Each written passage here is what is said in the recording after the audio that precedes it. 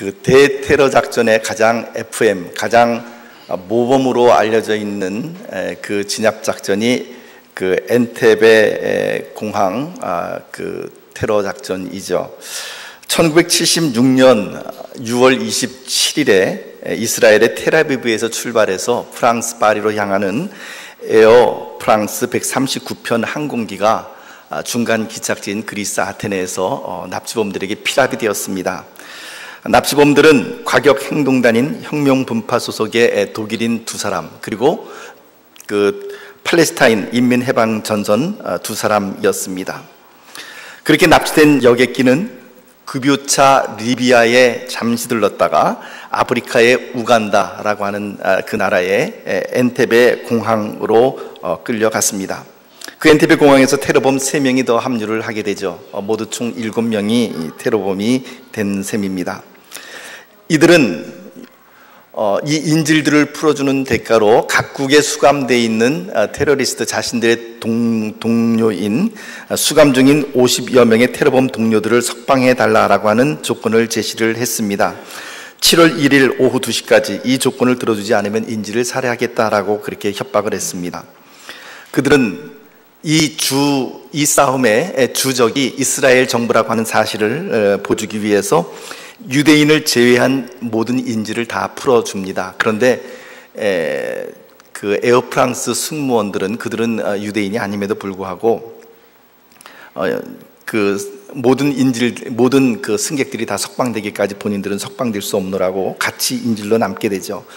모두 106명이 인질로 남았습니다. 협상 시한이 7월 1일에서 7월 4일로 연장됨과 동시에 이스라엘 내부에서는 국방장관 시몬 페레스의 초능 총지휘 아래 엔테베 구출 작전이 드디어 가동이 됩니다. 그런데 그 구출 작전은 거의 불가능에 가까운 그런 작전이었습니다. 우선 이스라엘에서 아프리카의 엔테베 공항까지 거리가 약 한 4,000km 정도 된 아주 굉장히 먼 거리이고요. 또한 비행기로 날아가는 동안에 적성 국가들의 영공을 통과해야만 하는 그런 어려움이 있었습니다. 더군다나 우간다 정부는 이스라엘에 대하여 비협조적이었고 인질범적으로, 독재자 이디아민은 인질범적으로 기울어져 있는 상태였죠. 그러나 결코 그 테러 작전을 포기할 수는 없었습니다. 우선 정보기관인 모사드를 통해서 엔테베 공항의 정확한 정황을 파악하기 시작합니다. 미국으로부터 엔테베 공항의 위성사진과 첩보 자료를 입수하고, 그리고 또한 공항의 구조와 도면을 입수합니다. 그리고 풀려난 그 인질들을 통해서 항공기 안에 있는 그 테러범들의 임장 상황과 항공기 내부 상황을 세밀하게 파악했습니다. 그리고는 엔테베 공항 모형을 만들어 놓고 매우 맹렬한 훈련을 반복을 합니다. 드디어 협상 시한 하루 전날인 7월 3일 오후 3시 30분 C-130 허큘리스 수송기 4대와 보잉 707 2대, 그리고 최정예 특공요원 100명이 출발을 합니다. 작전명은 번개라고 하는 뜻의 썬더볼트였습니다. 계획 착수에서 집행까지 걸린 시간은 불과 6일이었죠. 이집트와 사우디아라비아의 레이더망을 피하기 위해서 불과 20m밖에 안 되는 초저고도로 홍해 위를 날았고, 그렇게 특공대를 태운 C-130 허큘리스 수송기와 지원 항공기는 우간다 상공으로 진입을 하게 됩니다. 오후에 출발했던 비행기는 이제 엔테베 공항 가까이 왔을 때는 한밤이 되었습니다. 적군의 눈을 가리기 위해서 비행기의 모든 조명을 끈 상태로 그렇게 착륙을 합니다. 여러분, 그 공항에서 착륙할 때 보통 보면 야간에 착륙할 때는 유도등이라고 하는 게 있죠. 공항에 유도등이라고 하는 것이 있고, 항공기 내에서도 이 서치를 갖다 쭉 비치면서 그렇게 이제 그 착륙을 하게 되는데, 이 특공 작전이다 보니까 아마 이제 그 모든 조명을 끈 상태로 그렇게 착륙을 한 것 같습니다. 야시경을 착용하고 그렇게 하고 위험천만한 착륙 작전을 성공을 하죠. 깊은 밤에 특공대는 검은색 벤츠 승용차와 그리고 사륜차 몇 대에 나누어 타고 마치 이디 아민 대통령의 행차인 것처럼 행세하고 인질이 있는 곳으로 접근해 들어갑니다. 그런데 우간다 경비병 하나가 이디 아민의 그 차량이 벤츠 차량이 검은색이 아니라 흰색으로 최근에 바뀐 것을 기억하고는 그 차량을 저지하게 되고, 저지당한 그 순간 그 경비병을 사살하고 이 차량들은 터미널로 달려 들어가게 되죠.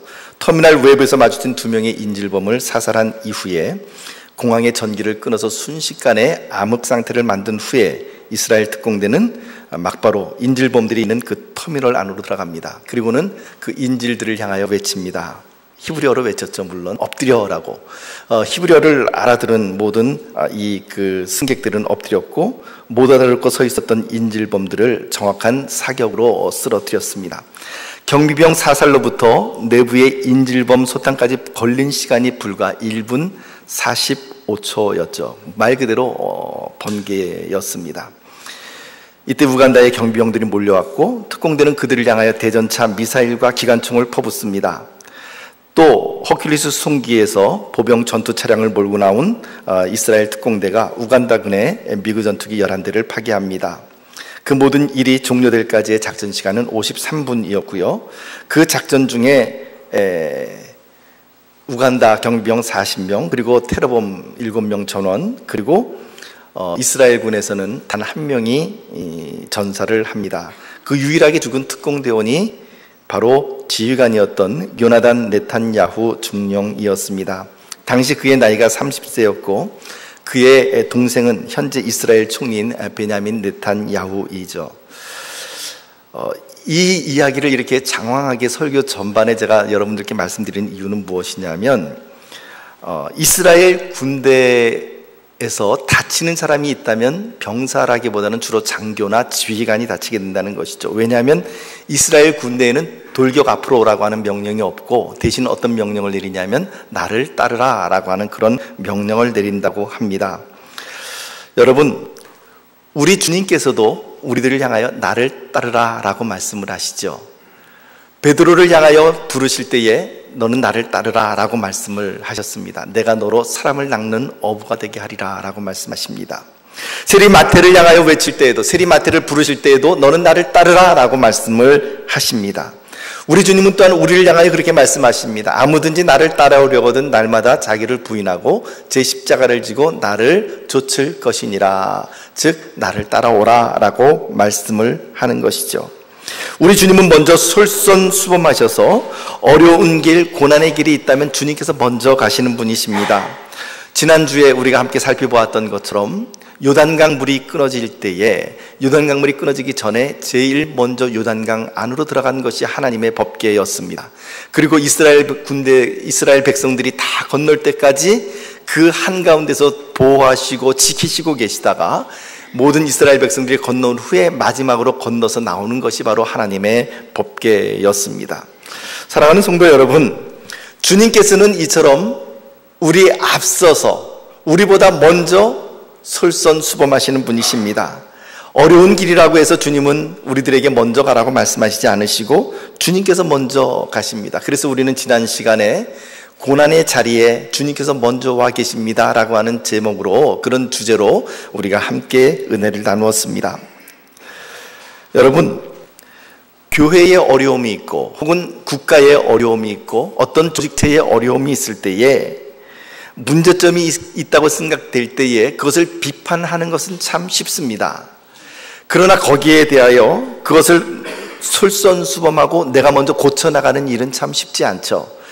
얼마 전에도 이낙연 국무총리 인사청문회가 있었습니다만 거기에서 주로 그 논란이 됐던 게 그 위장 전입 문제 아닙니까? 그리고 또 단골로 이 메뉴에 등장하는 것이 이제 그 후보자의 아들 병역 비리, 주로 이 두 가지 메뉴가 많이 등장을 합니다. 지금 현재 여당이었던 분들이 야당에 있을 때에 그분들이 굉장히 그 전입 문제를 가지고 그리고 병역 문제를 가지고 공격을 해 왔었죠. 그런데 이제는 거꾸로 공격과 수비가 이제는 뒤바뀌었습니다. 공격과 수비가 뒤바뀌니까 예전에 그렇게 공격받았던 여당이었던 그분들이 이제는 야당이 되어서 또 그 위장 전입과 그런 문제들을 가지고 또 강하게 비판하고 있는 모습을 우리가 바라봅니다.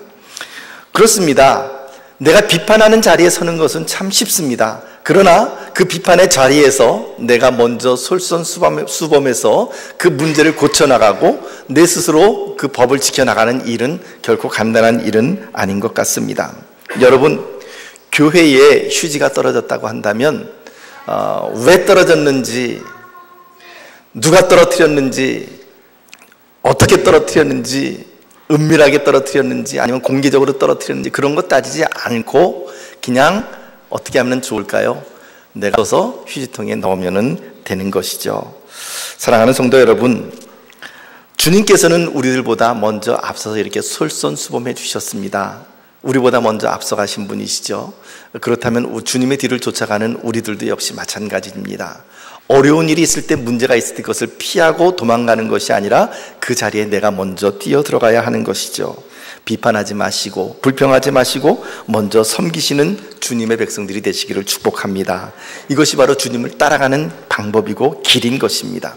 예수님은 우리들에게 말씀하여 주셨습니다. 내가 곧 길이요 진리요 생명이다 라고 주님께서는 강하게 말씀하여 주셨습니다.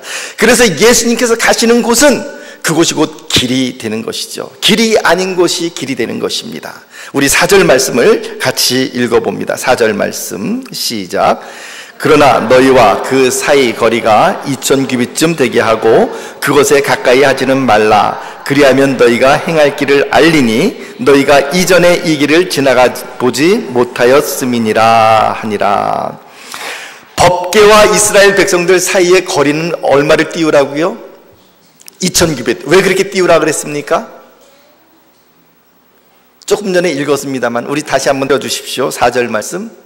왜 2000규빗쯤 뛰게 하라 그랬습니까? 그것에 가까이 하지 말습니까? 그리하면 너희가 행할 길을 알리니. 약 한 2000규빗이면 900m 정도 떨어져 있는 것인데 900m 뒤에서 쫓아가니까 모든 사람들이 다 그 법궤를 볼 수 있다라고 하는 것입니다. 그래서 그 거리를 띄우고 그 법궤를 쫓아가야만 했습니다. 하나님은 어떤 분이십니까? 하나님은 우리의 길을 보여주시는 분이십니다. 하나님은 우리에게 길을 열어주시는 분이십니다. 여러분 생각해 보십시오. 이스라엘 백성들이 홍해가에 왔을 때, 요단강가에 왔을 때 그들에게는 길이 보이지 않았습니다. 그들에게는 그 길이 열리질 않았습니다. 모든 사람들이 생각할 때 이제는 끝이라고 생각을 했습니다. 그러나 거기에서 숨겨진 하나님의 길이 있었습니다. 거기가 끝이 아님을 하나님께서는 이스라엘 백성들에게 보여주셨습니다. 오늘 하나님은 어떤 분이십니까? 우리들의 인생 광야에서 우리들이 절망하고 있을 때, 끝이라고 생각할 때 거기에서 길을 열어주시는 분이 우리 하나님이십니다. 오늘 하나님께서 우리 모든 성도님들의 인생 광야에 길을 열어주시기를 축복합니다. 여러분들의 자녀들의 인생 광야에 길을 열어주시는 그 하나님이 여러분들의 자녀들의 길을 열어주시기를 축복합니다.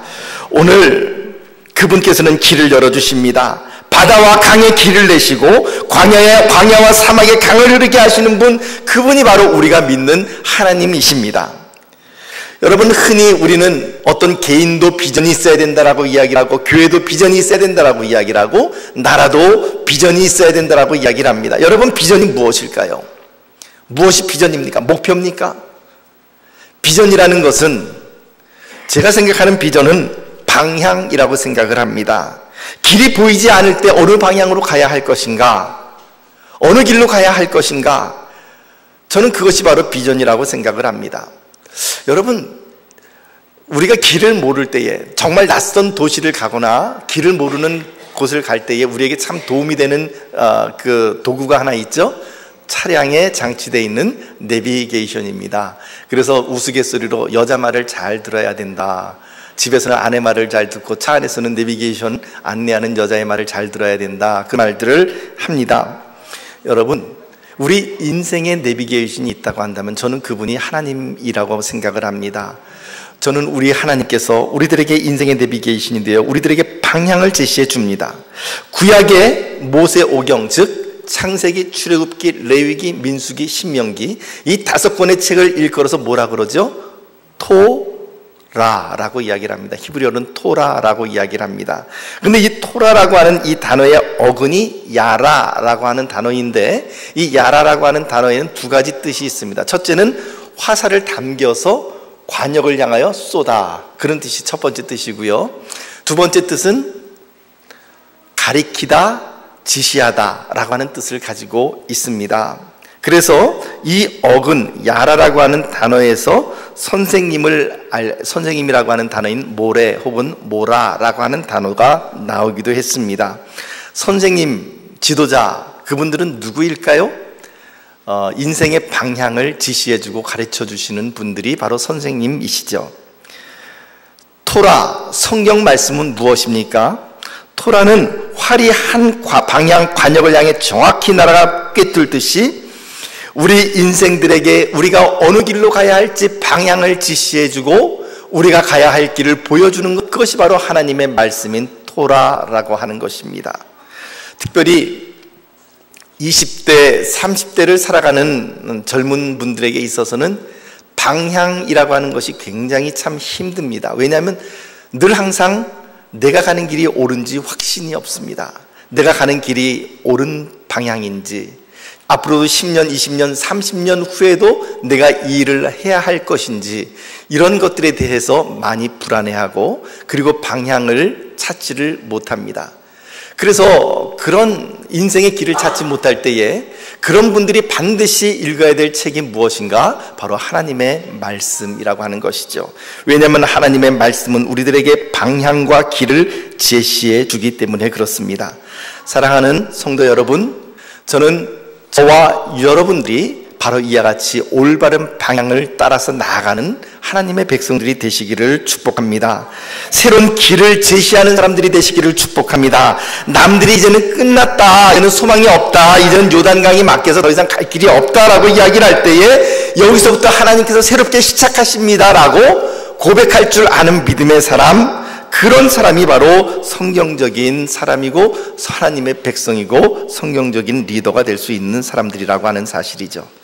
이제 솔선수범이라고 하는 것, 그리고 길이라고 하는 장면을 떠나서 법궤를 메고 가는 제사장의 입장에서 순종이라고 하는 부분을 잠시 생각해 보기를 원합니다. 우리 15절에서 16절 말씀을 같이 읽어보도록 합니다. 여호수아서 3장 15절 16절 말씀 시작. 요단이 곡식 거두는 시기에는 항상 언덕에 넘치더라. 궤를 맨 자들이 요단에 이르며 궤를 맨 제사장들의 발이 물가에 잠기자 곧 위에서부터 흘러내리던 물이 그쳐서 사르단에 가까운 매우 멀리 있는 아담성읍 변두리에 일어나 한 곳에 쌓이고 아라바의 바다 여매로 향하여 흘러가는 물은 온전히 끊어짐에 백성이 여리고 앞으로 바로 건널세. 자, 15절 16절 말씀을 읽었는데 요단강이 끊어진 것은 언제 끊어졌습니까? 한번 15절 말씀을 잠깐 다시 띄워주시겠습니까? 예, 한번 보시죠. 언제 요단강 물이 끊어졌습니까? 궤를 맨 제사장들의 발이 물가에 잠기자. 제사장들의 발, 단수입니까? 복수입니까? 제사장들의 발, 단수. 그러면은 이 단수라고 한다면 첫 번째, 그러니까 하나님의 법궤를 메고 가는 제사장 4명 아니겠습니까? 4명이 법궤를 메고 가는데 앞에서 궤를 맨 제사장의 발이 요단강물에 잠기게 되자 물이 끊어졌다는 얘기죠. 그런데 그렇게 되면 얼마나 좋겠습니까마는 이 부분을 히브리어 성경으로 보게 되면 궤를 맨 제사장들의 발들이 물가에 잠기자, 이렇게 복수로 표현이 되어 있습니다. 무슨 말이냐 하면요, 이제 한번 여러분들 앞에 한번 그림을 한번 그려봅시다. 아까도 우리가 읽었던 15절 말씀 보면 요단이 곡식 거두는 시기에는 항상 언덕에 넘쳤다 그랬습니다. 그러니까 수량이 많고 깊고 빠르게 흘러가고 있었다라고 하는 것이죠. 그런데 그 앞에 요단강물이, 그렇게 깊은 요단강물이 흘러가고 있는데 요단에 이르렀을 때에 하나님께서는 그 제사장들에게 잠깐 스톱, 물이 끊어지고 난 다음에 들어가라, 이렇게 말씀하신 것이 아니었다는 것이죠. 여전히 물이 흘러가고 있는데 들어가라 라고 말을 했습니다. 앞에 궤를 맨 제사장들의 발이 이제 물가에 잠겼습니다. 그런데 아직까지도 물이 끊어지질 않는 거죠. 좀 더 깊이 들어갑니다. 물이 무릎에서 허리 정도쯤에 이르게 되었겠죠. 그때 비로소 뒤에 법궤를 메는 이 제사장들의 두 번째 후군에 있는 제사장들의 발이 요단강물에 들어오게 되어 잠기게 되었을 때, 그 제사장들의 발들이 물가에 잠기게 되었을 때, 그때 비로소 요단강물이 끊어졌습니다. 앞에 서 있는 제사장의 입장에서 보면 얼마나 심장이 쫄깃쫄깃했을까요? 이 물이 지금쯤 끊어져야 되는데 안 끊어지는 거죠. 근데 하나님은 뭐라 그러냐면 멈추라고 하는 것이 아니라 계속 앞으로 나아가라 그럽니다. 이대로 나가면 죽는데 공포에 질리지 않겠습니까? 그럼에도 불구하고 그들은 앞으로 나아갔습니다. 사랑하는 성도 여러분, 홍해에 길이 나듯 요단강에도 길이 나는데, 하나님께서 길을 열어주시는데 누구의 순종을 통하여 이 일들을 이루시냐 하면 그 궤를 맨 제사장들의 순종을 통해서 이 일을 이루고 있는 것을 보고 있습니다. 여러분, 이 제사장들이 하나님 여기 들어가게 되면 나 죽습니다, 안 됩니다, 끊어지고 난 다음에 들어가겠습니다, 이렇게 이야기를 했다면 그 하나님의 역사를 보지 못했을 것입니다. 그러나 불이익을 당한다 할지라도, 심지어는 목숨의 위협을 당한다 할지라도 명령하셨기 때문에 앞으로 나아간 그 제사장들의 순종으로 말미암아 요단강물이 끊어지게 되었습니다. 사랑하는 성도 여러분, 예수 그리스도의 이름으로 여러분들과 제 자신을 권면합니다. 하나님께 순종하는 일은 조건부가 아닙니다. 나에게 유익이 되면 순종하고, 이거 해볼만하면, 이거 해봐야 이 정도 손해는 내가 감수할 수 있을 정도 되니까 순종하고, 이거 하게 되면 큰일 나겠는데, 이래서 순종하지 않고가 아니라는 것이죠. 하나님께서 말씀하시면 앞으로 나가는 것입니다. 그것이 때로는 우리 물질의 손해를 본다 할지라도, 때로는 우리 목숨의 위협이 있는 상황이 된다 할지라도 하나님께서 나가라고 하면 우리는 앞으로 나가야 되는 것이죠. 그렇게 앞으로 나가는 그 사람의 그 순종을 통하여 하나님께서는 요단강물을 끊어주시는 것이죠. 사랑하는 성도 여러분, 우리가 상식적으로만 믿게 되면은요, 머리로 인정할 수 있고 머리로 따라갈 수 있을 정도로만 하나님을 믿게 되면 하나님께서도 상식적으로 우리에게 역사를 해 주십니다. 그냥 눈으로 우리가 보고 그리고 머릿속으로 납득할 수 있을 그 정도 일밖에는 우리가 보지 못할 것입니다. 그러나 요단강물이 끊어지는 그런 역사를 보려면 어떻게 해야 될까요? 내 자신을 요단강물에 던져야 되는 것입니다. 죽기까지 순종함으로 나아가는 그 사람에게 하나님의 놀라운 역사가 임하게 되는 것이죠. 사랑하는 성도 여러분, 저는 여러분들이 그런 역사를 보실 수 있게 되시기를 예수님의 이름으로 축복합니다. 그런 역사를 보시기를 예수님의 이름으로 축복합니다.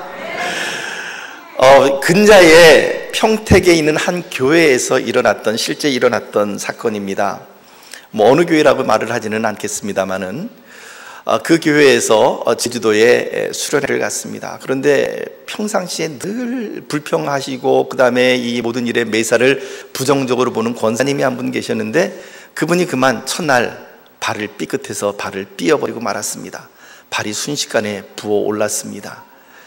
원망스럽기도 하고, 근데 그때는 너무 늦었기 때문에 병원도 문이 닫혔고, 그래서 어쩔 수 없이 그냥 그 숙소에서 머물러 있을 수밖에 없는데, 그 교회의 부목사님께서 그 권사님에게 그렇게 권면했습니다. 권사님, 우리 기도합시다. 그러자 그 권사님 뭐라고 말씀하셨냐면, 기도한다고 삔발이 낫는데요? 기도한다고 그런 역사가 일어나는데요? 나는 그거 안 믿습니다. 그러시더라고요. 그랬다 하시더라고요. 그때 그 부목사님이, 그러나 권사님, 나는 그 하나님을 믿습니다. 우리가 기도하면 하나님께서 반드시 역사하실 줄 믿습니다. 그러면서 권사님 기도합시다. 그러니까는 목사님께서 기도해 주시고 싶으면 기도해 주시든가요. 이제 이래서 억지로 기도를 해 드렸습니다. 뜨겁게 기도를 하고, 권사님 얼음찜질 좀 하시는 게 어떨까요? 그랬더니 또 부정적입니다. 나는 내 몸에 얼음 같은 거 되는 거 싫어합니다. 그래도 지금 병원에 지금 이렇게 그 병원문도 닫히고 그랬으니 그냥 찬 냉수라도, 그러면 찬물 들어있는 냉수라도 갖다가 좀 대시죠. 마지 못해서 찬 물이 들어있는 500리터짜리 그 물병을 갖다가 이렇게 잠깐 굴리다가 그만 두었습니다. 그렇게 기도하고 그 다음 날이 되었습니다. 어떤 일이 일어났을까요? 권사님께서 그 목사님을 찾아와서 눈물이 글썽거리시면서 목사님 제가 잘못했습니다. 내가 정말 회개를 많이 했습니다. 그러면서 제 발을 보십시오. 그래서 발을 보여주는데 보니까 발이 깨끗하게 나았다는 거죠. 도저히 그런 일이 있을 수 없는 일이긴 하지만 그러나 기도함으로 인하여서 하나님께서 그 발을 고쳐주시고 또 그 권사님에게 그런 놀라운 일을 보여준 것이 아니겠습니까? 여러분, 믿음이 없으면요, 우리가 상식적으로만 믿으면 상식적인 일밖에 우리의 삶 가운데 일어나지 않습니다. 그러나 우리의 인생을 요단강물에 던질 정도 된다면 반드시 그 요단강물이 끊어질 줄 믿습니다. 하나님께서는 오늘 여러분들의 길을 열어주시는 분이십니다. 하나님께서는 오늘 여러분들의 인생 광야뿐만 아니라 여러분들의 자녀들의 길을 열어주시는 분이십니다. 믿으십니까? 그렇다면 그 주님의 길을 쫓아가야죠. 손해본다 하더라도 쫓아가야죠. 솔선수범하시고 고난의 길로 먼저 들어가시는 그 주님의 길을 따라가야죠. 그것이 바로 십자가의 길이 아니겠습니까?